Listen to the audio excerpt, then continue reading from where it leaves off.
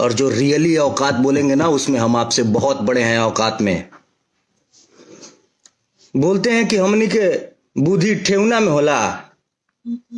अरे आपको देख के लोग सीखते हैं, आपको अपना आइडियल मानते हैं।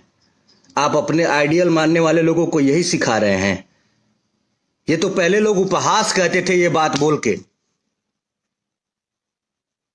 आप जाके अब जिस ये यादवों के सिरमौर हैं अखिलेश यादव जी माननीय, उनके सामने जाके कहेंगे कि तुम्हार बुद्धि ठेहुना में बा।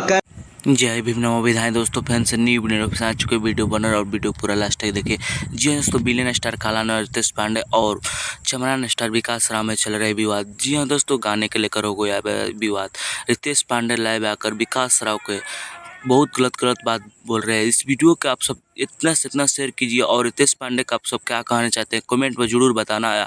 जो लोग विकास भैया के चाहने वाला हो तो इस वीडियो को इतना से इतना शेयर कीजिए, और जो लोग खट्टी चमारा होते हैं मेरा चैनल को जरूर सब्सक्राइब करना और कमेंट में जय भीम नमो विधाय लिखना ना। जब तक गुड बाय दोस्तों।